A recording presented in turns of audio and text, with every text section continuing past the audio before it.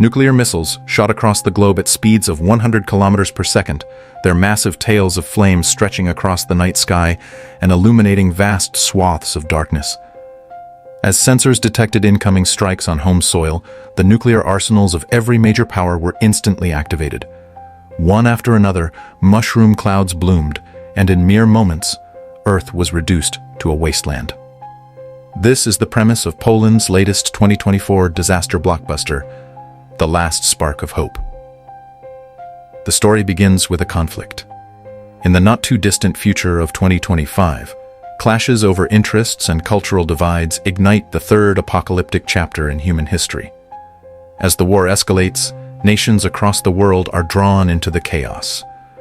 On a seemingly serene night, one embattled superpower, cornered on the battlefield, launched the first nuclear strike against its adversaries. The moment the missiles soared into the sky, retaliation systems worldwide were triggered, and countless nuclear warheads erupted from their silos.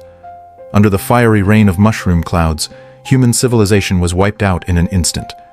But what the survivors didn't know was that just before the nuclear apocalypse, humanity's elites had already fled Earth aboard advanced spacecraft. The ordinary people left behind were condemned to endure the end of days, scavenging to survive in a desolate wasteland.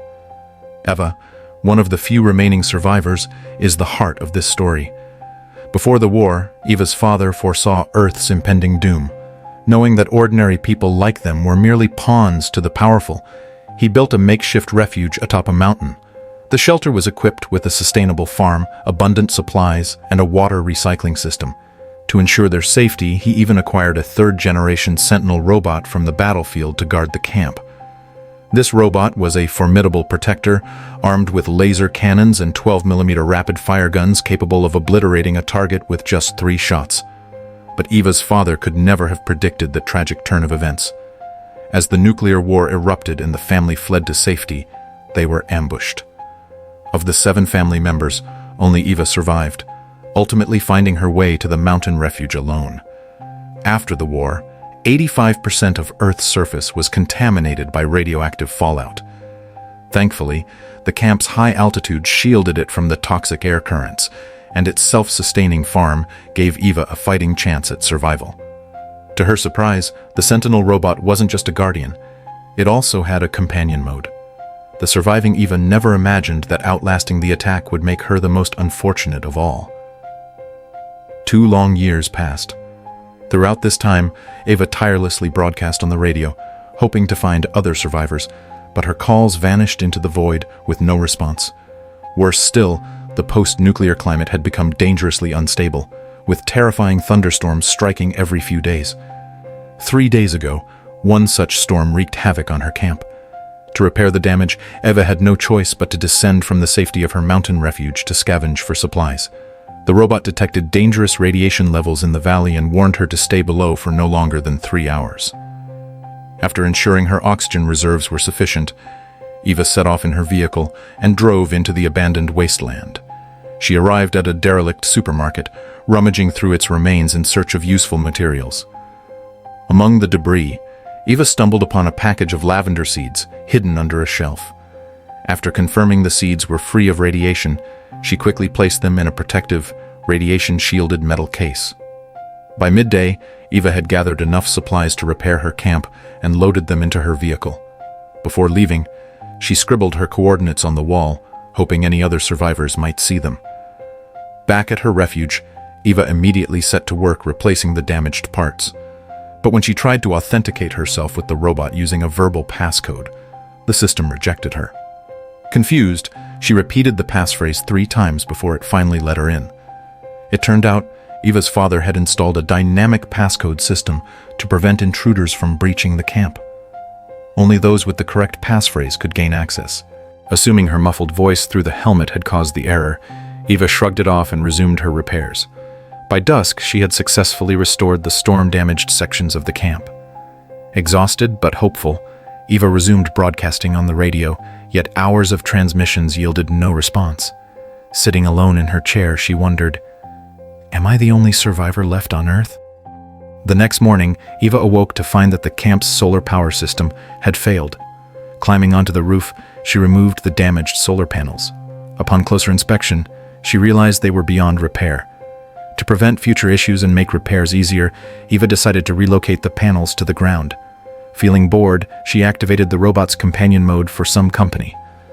Unfortunately, being a combat model, the robot could only offer dry, mechanical conversation. While far from ideal, it was better than nothing.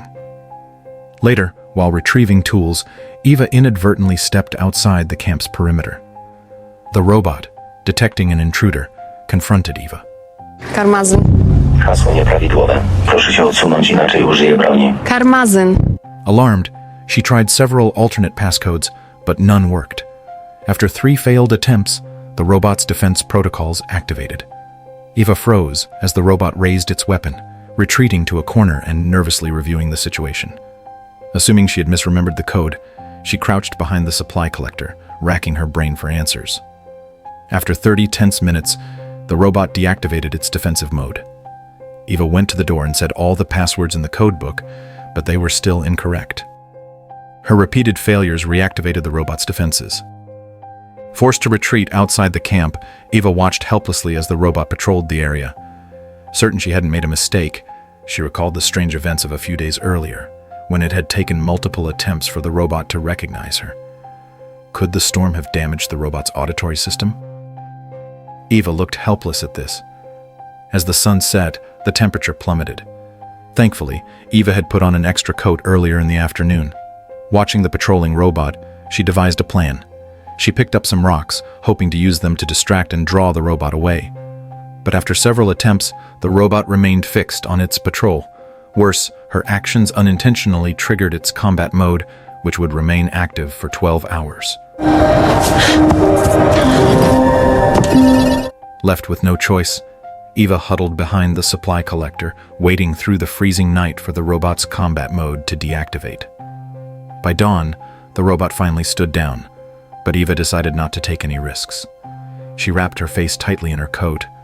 It turns out the robot had a visitor mode that allowed entry if it detected a different person within a 3-minute interval. Disguised, Eva approached the gate and repeated several passcodes, but the robot still refused her entry. Frustrated, she retreated, removed her disguise, and tried again, still to no avail.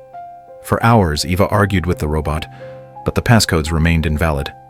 Exhausted and annoyed, she considered smashing the robot but feared activating its weaponry. With no other options, she retreated behind the supply collector once more. On the morning of the 3rd day, Eva was starving, thirsty, and completely worn down. With no other options, she tried entering the passcode again, but the result was the same. It didn't work. Desperate for water, Eva remembered the windshield washer fluid in the car. She opened the hood and removed the reservoir, only to find there was barely a few drops of water left, not enough to drink. Frustrated and hopeless, she threw the reservoir at the robot in anger, inadvertently activating its defense module. Now, she had no choice but to wait behind the car until the robot deactivated its mode. As she waited, Eva searched her pockets and found a packet of seeds she had picked up at the supermarket. She opened the package and scattered the seeds on the ground. While doing so, she noticed the nuclear power plant at the base of the mountain. She recalled that the plant's cooling system might have condensation water and possibly other supplies. Eva checked her equipment and discovered her oxygen tank had just enough air for 30 minutes, far too little to conduct a thorough search in the city. Unable to access the camp, she decided to drive down to the power plant. At the plant, Eva searched everywhere.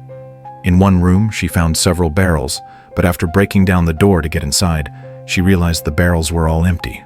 Devastated, she continued searching until she finally found water in the bathroom.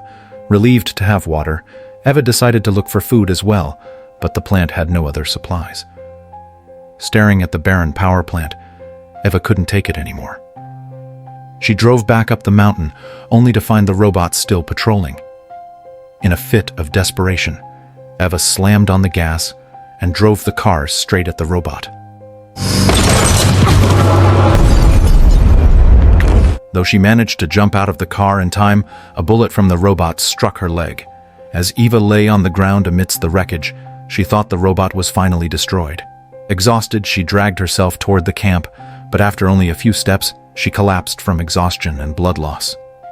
When Eva woke up the next morning, she looked up and saw the robot still standing nearby. As it turned out, when the car had approached, the robot had blown it up entirely, sustaining no damage. In despair, Eva crawled to a corner and noticed someone approaching the camp. The robot once again demanded the passcode from Eva. Summoning the last of her strength, she tried to enter it one more time, but the result was the same. Overcome by blood loss, Eva passed out again. By the time Eva opened her eyes, it was early morning. Spotting dew on the solar panels, her intense thirst drove her to collect the drops, but the water was unpurified and unsafe to drink. Worse still, dark clouds were gathering on the horizon. A storm was coming.